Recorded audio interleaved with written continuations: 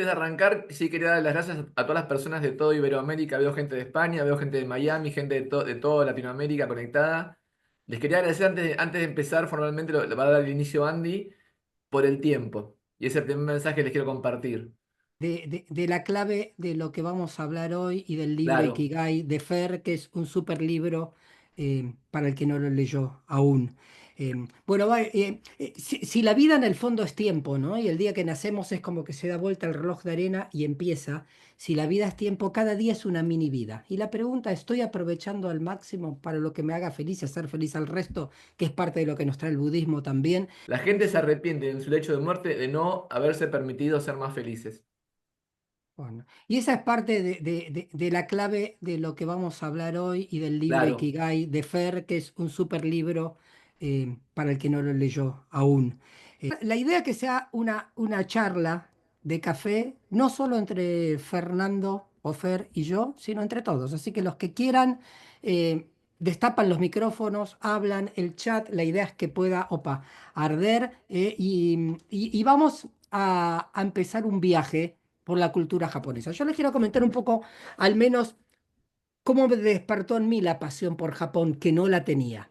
En el 2023, fin del 2023 y 2024, nos convocan de Honda Motors de Argentina para hacer un trabajo con todo el canal de distribución de la gente que vendía motos en todos los locales de Honda, ¿no?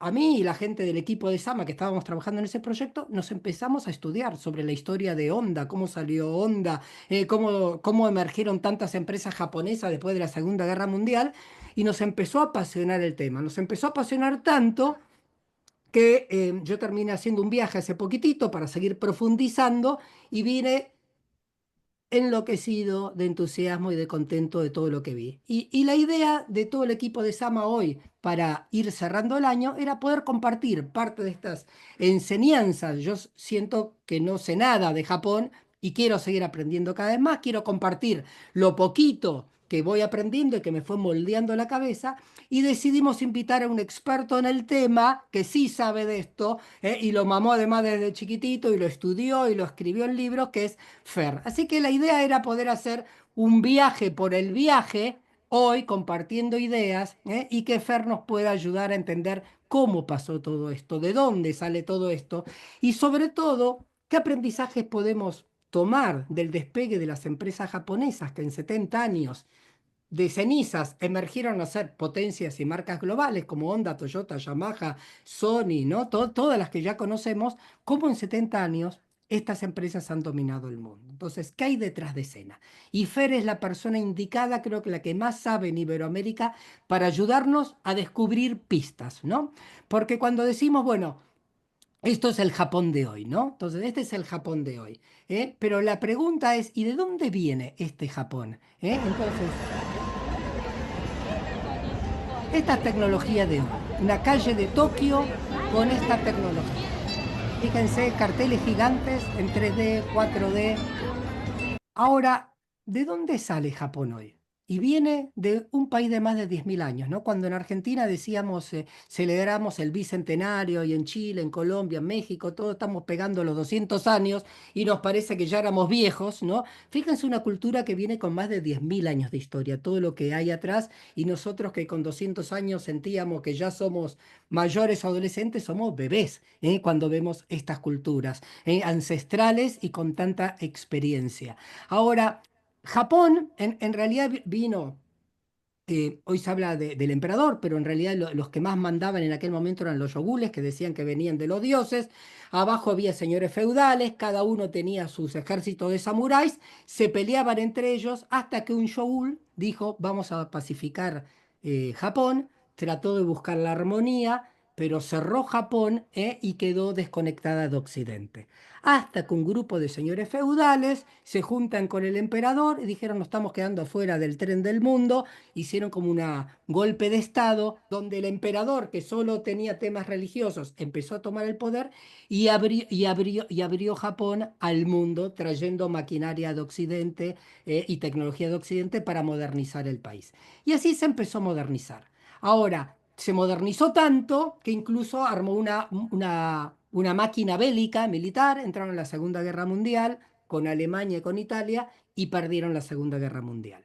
Ahora, al perder esta Segunda Guerra Mundial, acá estamos en Hiroshima, en el Monumento a la Paz. ¿Qué pasó a partir de perder la Segunda Guerra Mundial, donde quedó todo Japón destruida, salvo Kioto, que era la capital antes de Tokio, que no la quisieron tocar los generales americanos? Y acá empieza un nuevo Japón, porque si vemos Japón es un país que es una isla, donde le pasan todos los accidentes geográficos que querramos conocer: terremotos, tifones, maremotos, tsunamis, volcanes en erupción, y permanentemente tenían problemas con los terremotos. El terremoto de 1921 destruyó Tokio. Ahora, ¿qué hicieron los japoneses? La reconstruyeron. Y después que la que reconstruyeron vino la Segunda Guerra Mundial y se volvió a destruir Tokio. Y hay un proverbio en Japón que a mí me encantó, que decían: si te caes 7 veces, te levantás 8. Esa resiliencia, esa capacidad de afrontar la adversidad, caerse, levantarse y aprender del error. Porque después de cada terremoto veían qué funcionó, qué no funcionó, y cambiaban los sistemas constructivos para cada vez mejorar. Y a partir de la Segunda Guerra empieza una nueva Japón. Y Fer, ¿querés comentarnos cómo nace esta nueva Japón? Gracias, Andy. Nada, me encanta hablar con gente que sabe de lo que está hablando. Lo que hacía alusión Andy era de la era Edo, cuando el emperador une todos los shogunatos en un solo Japón, se encripta Japón, pero ese cerrarse, a veces uno tiene que cerrar, ¿viste la oruga que se cierra en un capullo para renacer en algo más hermoso? Japón se cierra al mundo para empezar a crear su cultura, su música, y nacen cosas maravillosas como el teatro kabuki, se desarrolla mucho el idioma, se desarrolla mucha parte cultural de Japón y se empiezan a generar una identidad muy fuerte. Y después de eso viene la era Meiji, como bien acabas de detectar todo eso. ¿Qué pasa con Japón a partir de la Segunda Guerra? Japón, de hecho, yo estoy sentado acá en Argentina debido a la Segunda Guerra. Mi abuelo fue oficial, combatiente de la Segunda Guerra. Y cuando la Segunda Guerra termina, en Japón la gente se moría de hambre o de deshidratación porque no había agua potable y no había nada para comer. Entonces, huyendo del hambre, huyendo de la muerte, no por la guerra, pues la guerra ya había terminado, sino hasta que llegó la ayuda humanitaria de Estados Unidos con alimentos, la gente se moría de hambre realmente, pues no había alimentos, no había agua potable, era tremenda la situación del pueblo japonés. ¿Qué pasó? Yo creo que acá como que me emociono porque es parte de la historia de mis antepasados, ¿no? Eh, Uno tiene que a veces llegar al fondo para poder renacer de una manera resiliente, como lo hizo el ave fénix que se prendió fuego y renació siendo una deidad.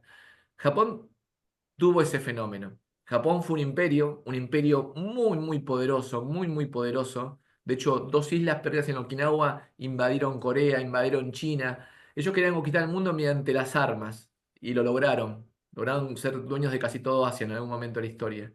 Pero era un camino errado porque el camino de la violencia nunca tiene un buen final por un tema de karma. Vos ganás algo mediante la violencia o mediante la presión y termina mal.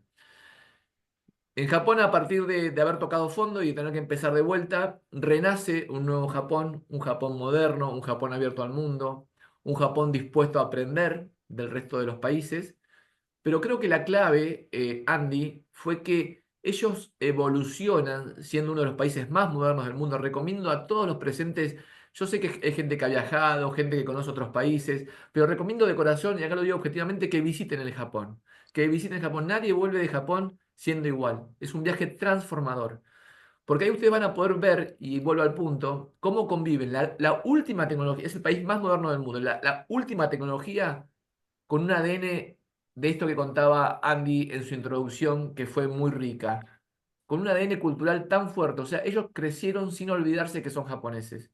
Porque cuando vos te olvidas de quién sos, cuando vos te olvidas de tus raíces, ahí estás perdido, estás como, no importa la velocidad que vayas si no sabes a dónde tenés que ir. Pero también es peligroso olvidarte de dónde venís. Yo nunca olvido, yo siempre en mis charlas, el primer slide que muestro es otro Fernizawa trabajando en una fábrica de Japón 12 horas por día en una línea de montaje soldando chasis. Si yo me olvidara de eso, mi ego me devoraría. El milagro japonés haciendo una analogía entre mi historia y Japón, es el mismo. Ellos nunca olvidaron de su historia, aprendieron, las lecciones fueron durísimas, las lecciones que tuvieron que aprender. Japón es el único país en el mundo que sufrió el ataque de dos bombas nucleares, Hiroshima y Nagasaki. Acá justo quedó la imagen del Monumento a la Paz. Yo visité el Museo de la Memoria y la verdad que es estremecedor lo que vi. Eh, yo, de hecho, los que saben, los pilotos que arrojaban las bombas, todos terminaron suicidándose porque no sabían lo que estaban tirando. Porque de hecho, si alguien le hubiera explicado lo que estaban tirando, nadie hubiera tenido la ética de poder dejar caer esa bomba, esas dos bombas. Todos los pilotos o terminaron en manicomios o terminaron quitándose la vida. Los pilotos de Enola Gay, que fue el avión que bombardeó Hiroshima y Nagasaki, porque no sabían lo que tenían, el arma que estaban desplegando.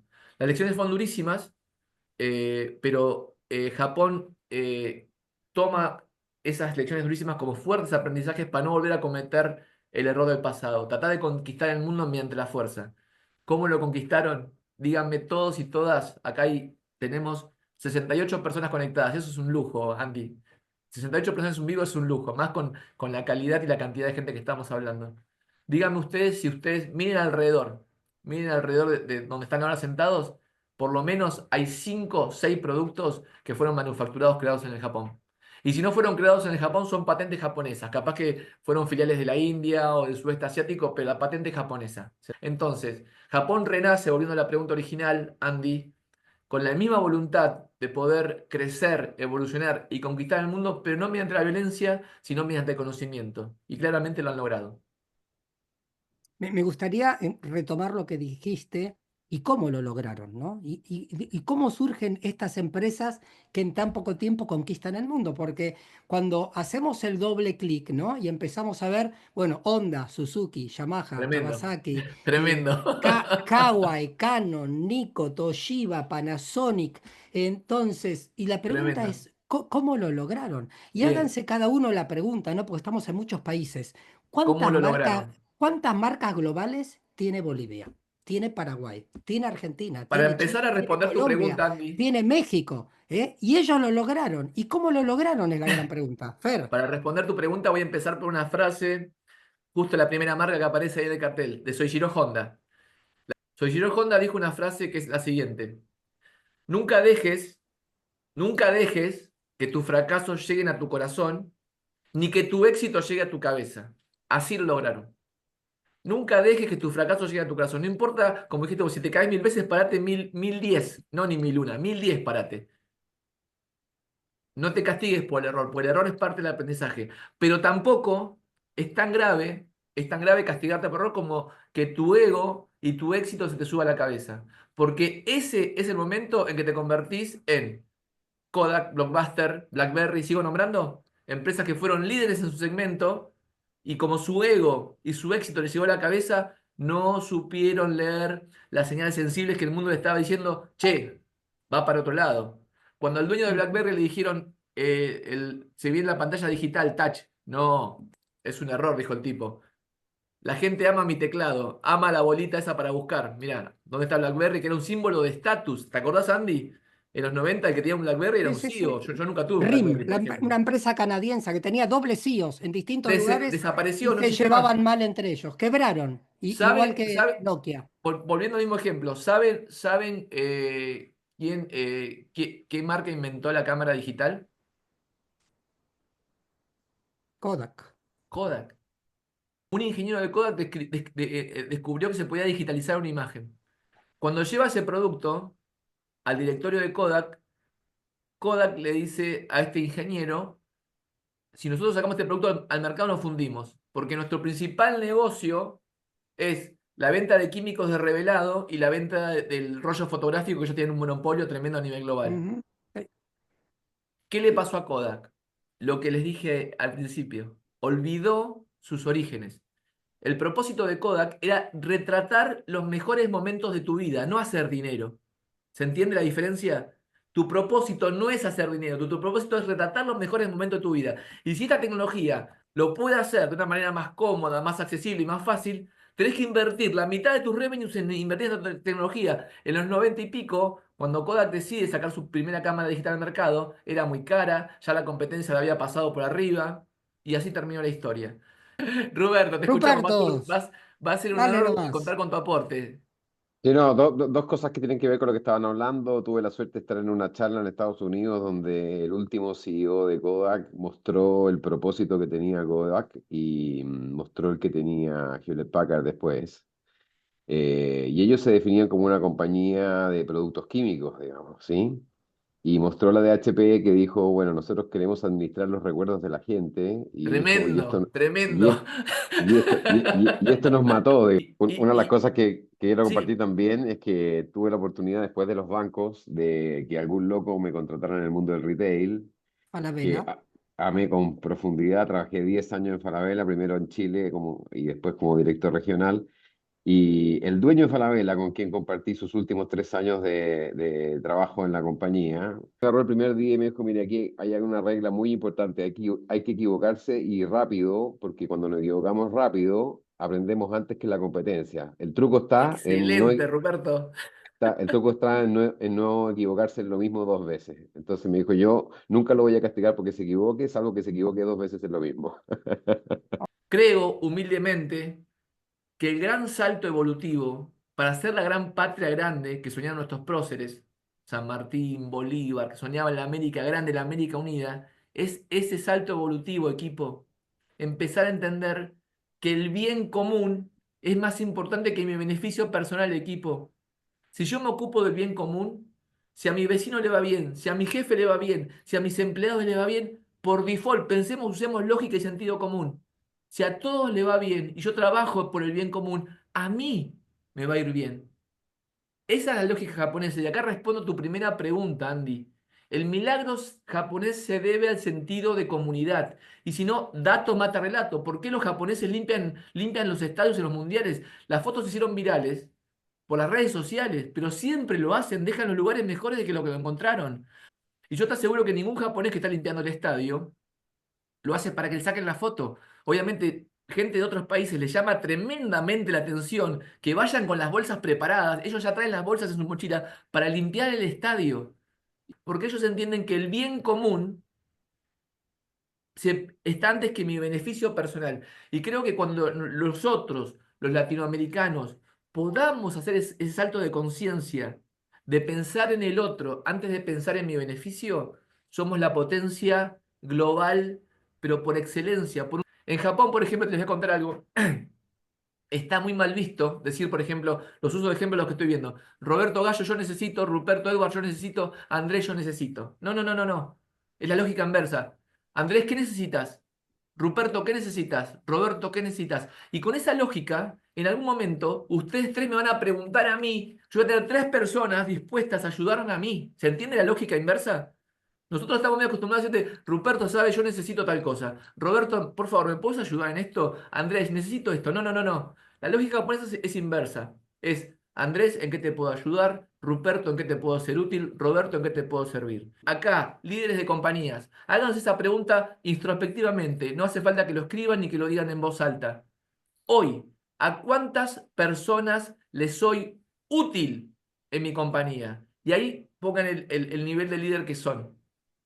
Ahí marcan su nivel de liderazgo, porque la jerarquía te lo dio la empresa. Lo que dice la firma de tu mail, te lo dio la empresa. El liderazgo se gana. El liderazgo se gana y se mide por la cantidad de personas que hoy les sos útil. La cantidad de personas que te extrañarían horrores el día que te vayas. Que no podrían llenar ese vacío, esa silla vacía no la podrían llenar porque necesitan que seas vos la persona que esté en esa silla. Así creo que es la manera de medir el liderazgo. Una vez me llamó la atención, tocando este tema del liderazgo que trae Fer, cuando conocí a Carlos Cavalier, el director general de Alquería Un en genio, Colombia. Cuando un se genio. presentó Lo conmigo, conozco, sí. estábamos trabajando con toda la gente, pero me dio una tarjetita de él y decía Carlos Cavalier, eh, cumplidor de sueños. Y yo le digo, ¿qué quiere decir esto? Porque era el CEO de la compañía. No, mi tarea es ayudar a que todos cumplan sus sueños. En mi compañía le cambié el nombre. No se llama plan de carrera. ¿Sabes cómo se llama? Proyecto de vida.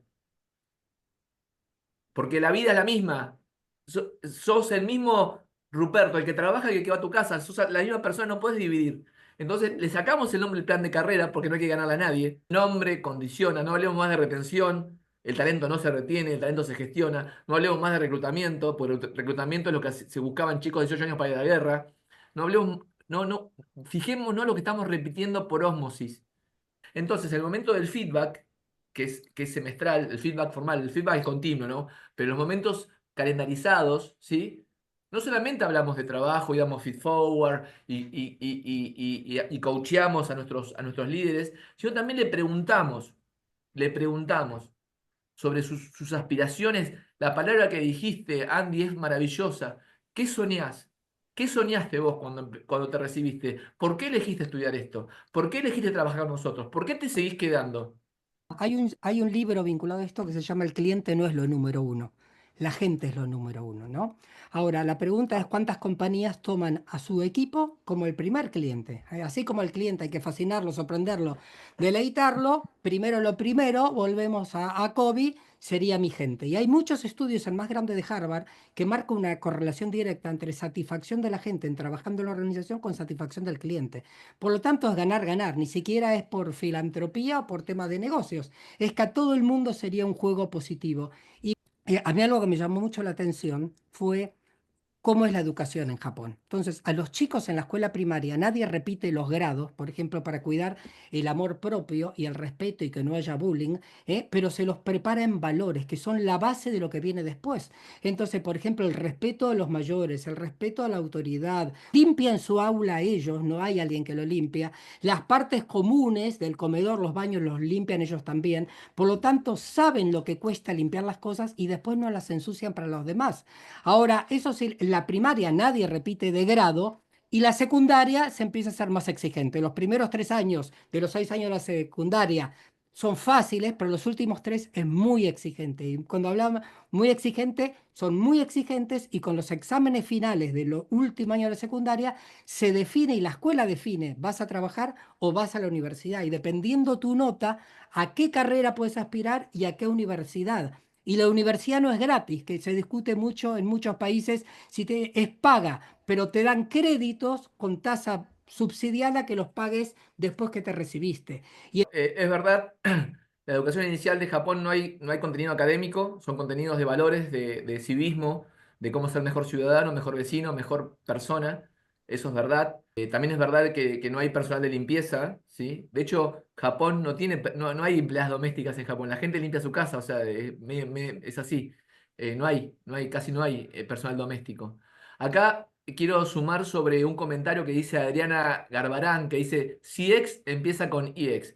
Correcto, correcto, Adriana. El Customer Experience empieza con la Employee Experience. Richard Branson en los 70 dice, lo primero no son mis clientes, los primeros son mis empleados. En la medida que yo cuide de mis empleados, ellos cuidarán de mis clientes. A un pensador más actual, Simon Sinek, uno de los grandes pensadores de esta última época.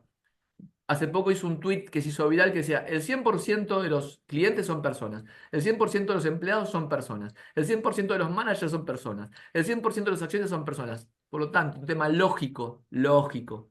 Si no entendés de personas, no entendés de negocio. Y es como yo siempre, lo que vos acabas de decir, Andy, es algo que yo siempre le hago ver a los CEOs o dueños de compañía, también trabajo con pymes con dueño presente.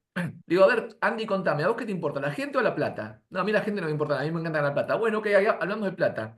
Le digo, ¿sabés que si invirtiendo en buenas prácticas de recursos humanos, en una experiencia del empleado, van a aumentar tus ventas, va a bajar tu rotación, la gente va a tener más compromiso, la gente va a ser más productiva? El que lo quiere negar, Andy, es como querer tapar el sol con las manos, porque todos los estudios, todos los papers de las mejores universidades del mundo ya demuestran que el clima laboral está directamente relacionado con la productividad, o sea, ya no se puede discutir. cuando traté de investigar, bueno, y esta cultura, porque en el fondo es la cultura de las empresas, parte de lo que logra mantener esto, el Kaizen, la mejora continua, caerme, levantarme, es para trabajar en equipo, disciplinado, orden, limpieza, que es parte de lo que uno encuentra en las empresas japonesas. Y cuando yo traté de empezar a investigar, ¿y de dónde sale esto? Y veo que en Japón hay dos grandes religiones, el sintoísmo, que es la religión autóctona, que trata de armonizar con la naturaleza, animista, tienen 8 millones de dioses,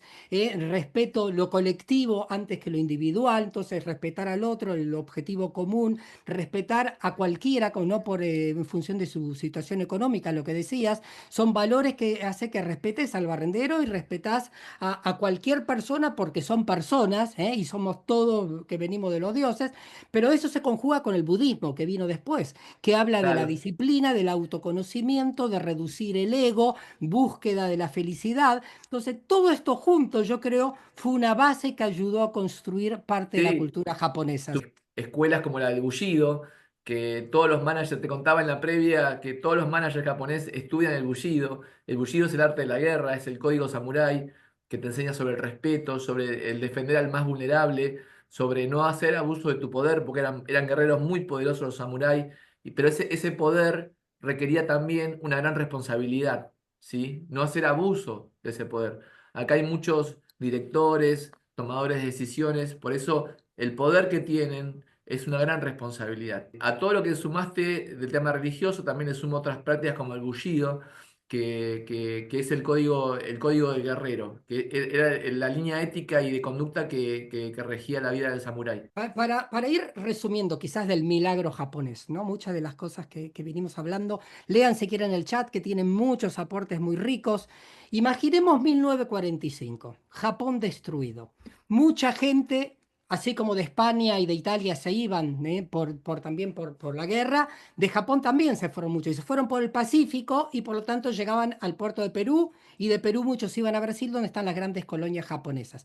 Ahora, se iban de Japón porque era pura pobreza. De esas cenizas, ¿cómo hoy se logran estas marcas?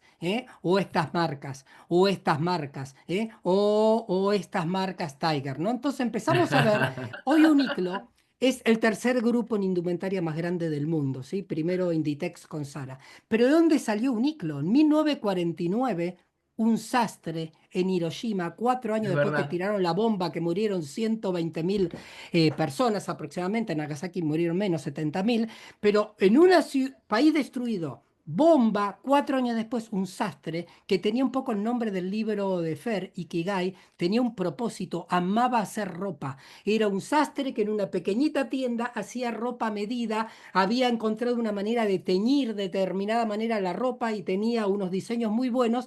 Empezó con esa primera tienda, unos años después su hijo que trabajaba en el retail, en una cadena de supermercados, se hace cargo de su tienda y hoy tienen 2.500 tiendas a nivel mundial. Ahora, pero volviendo en la misma época, se empezó para desarrollar el deporte en un país que estaba muy deprimido y que había que tratar de levantarlo, se empezaron a desarrollar estos zapatos deportivos. Tiger. Y a quien le llamó mucho la atención estas zapatillas Tiger fue un señor llamado Phil Knight, que para quien no Un leyó este libro, genio, un se lo genio. recomiendo. Él había hecho, fue el fundador de Nike después, pero había hecho un MBA en Estados Unidos. Su padre era abogado y quería que siga con el despacho del padre y él no quería, quería ser emprendedor. Y él estudió el caso del caso de la industria de fotografía y veía cómo Alemania con marcas como Leica dominaban el mundo y Japón copió parte de esa tecnología porque después de la guerra se abrieron al mundo y trataron de copiar. ¿Quién hace las cosas bien? ¿Cómo lo traigo? Lo fabrico mejor, más barato, con visión exportadora, visión global, para tener economías de escala, y poder conquistar el mundo. Y entonces él cuando analizó el caso de la fotografía, cómo estudiaron el caso de Leica y después con cámaras como Canon, Fuji, bajo la idea de Leica, pero con lentes más livianos y más automatizados, dominaron el mundo, este señor Phil Knight dijo, ¿y no estarán haciendo lo mismo con los zapatos deportivos? Y vuelvo al Ikigai, un propósito de vida. A él le encantaba correr, era maratonista. Entonces dijo, a mí me gustan las zapatillas. ¿Quién en Japón está haciendo algo parecido a lo que están haciendo con las cámaras de fotos? Y encontró esta empresa Tiger. Escribía y nadie le contestaba, era por fax en aquel momento, se tomó un avión, fue a ver al presidente de esta compañía Tiger y le pidió la representación y se la llevó para Hay vender un chiste, a, me hiciste acordar de un a chiste, Estados Unidos. Cuando uno ve totalmente. los niveles de venta de esta Tiger, yo no entendía por qué había fila afuera de gente comprando. Era terrible, estaba todo el mundo desesperando para comprar estas Sí, zapatillas, lo que y pasa es que hay fueron toda una una de las cultura. tantas marcas que lograron instalar a nivel mundial. Vamos a sortear dos libros Ikigai, 2 libros de efectividad y productividad comercial, y también va a haber unas becas. Estamos por lanzar pronto la generación 3.0 del campus de entrenamiento comercial 3.0, ahora en enero y febrero, con muchas novedades, y vamos a sortear becas también. Y vamos a hacer también una masterclass sobre cómo diseñar e implementar una Sales Academy en la empresa. Los libros, Andrés, van dedicados y firmados para los ganadores. Bueno, primero de todo, un placer para todos los que vinieron. La idea era reencontrarnos, cerrar el año, desearles que terminen bien el año y em, hay que hacer el camino al andar, ¿sí? No, el futuro no existe, hay que construirlo, ¿no? Y tenemos un 2025 que es como una tela en blanco, como si fuéramos un artista para construirla como nos gustaría terminar. Empezar con un fin en mente, como me gustaría terminar el 2025 y empezar a construirlo. Y un poco la moraleja era así, Japón hace 70 años estaba destruido y hoy logró lo que logró, ser segunda potencia mundial, después tercera, ahora China está pasando a ser segunda, con las marcas que logró. ¿Cuál es el límite? No hay límite, está en nosotros, pensar en grande, una visión apetecible, que es una visión comprendida, compartida y comprometida por toda la gente, armar un plan de trabajo, ejecutar con disciplina, con orden, con limpieza, cuando nos queramos acordar, conquistamos el mundo. Porque si esta gente lo pudo hacer, todos lo podríamos hacer. Y una cultura, cuando hablamos de la cultura de una empresa, se nutre de la cultura del país, la cultura de una empresa que trae de donde sea y la cultura que cada uno trae de la casa. Nuestra Resumo todo tarea lo que, desde el resumo todo lo que liderazgo dijiste. es construir una cultura ganadora que permita conquistar el mundo. Fer, Resumo todo lo que dijiste en una frase, que es una de mis frases de cabecera, Sandy. El mundo necesita de hacedores, el mundo necesita de gente que haga. Pero el mundo también siempre cambió porque tuvo soñadores. Por lo cual, uniendo estas dos frases, lo que el mundo realmente necesita es de soñadores que hagan. Y el último sí. mensaje que le voy a dar para ya terminar mi participación es que la constancia y la disciplina mata el talento. Es imposible ganarle al que nunca se rinde. Constancia y disciplina matan talento. Y si vos tenés foco en lo que querés, el límite, como dijo el señor Friedman, es el cielo. Y el cielo es infinito. Y para terminar con esto que decía Fer, de no es solamente como la ley del secreto, ¿no? De desearlo y se va a manifestar. A mí me hizo un clic que es parte de la cultura japonesa. Estaba yendo a un templo a un santuario sintoísta, ¿no? Y había que subir 800 escalones. Y era verano, un calor terrible. Entonces yo le pregunto a la gente que nos acompañaba, ¿y por qué hay que subir tanto? Estábamos todos transpirados, era terrible. Y me dice, bueno, porque cuando uno va al templo sintoísta, donde están los dioses, primero hace un aplauso, ¿no? Tiene unas monedas para ayudar a mantener el templo, es un aplauso para llamar la atención de los dioses, y a uno genera un deseo. Él decía, si tu deseo es muy grande, hay que trabajar duro para llegar. Y esa es la idea de por qué subir los 800 escalones. Y también vinculado al deseo, en todos estos santuarios te venden unas maderitas por centavos para que marques tu deseo y lo pongas ahí. Y tener claro prioridades, qué es lo que realmente deseo, y a partir de ahí empezar a pensar el plan y ejecutarlo, ¿no? Subir los 800 escalones. A los que se tienen que ir les agradecemos muchísimo el tiempo, como diría Fer, ¿eh? En Japón no se abraza ni se besa, se mira a los ojos, se respeta, no hay contacto físico, mucho orden, mucha disciplina, mucha seguridad, nadie te roba nada, nadie toma lo ajeno, todo el mundo te ayuda. Y eso que Japón logró construir, yo creo que aquellos que en sus empresas lo quieran construir, no Se hay puede, se motivo para puede, no poder hacerlo. se Es una puede, gran oportunidad para hacer un oasis en la tempestad. se Y les puede. deseamos un gran 2025. Les mandamos un abrazo. Así que me sumo a tu saludo. Les deseo que terminen muy bien este año, que tengan unas muy felices fiestas con sus seres queridos. Y el 2025 es un año totalmente expansivo. No lo digo yo, lo dice la metafísica.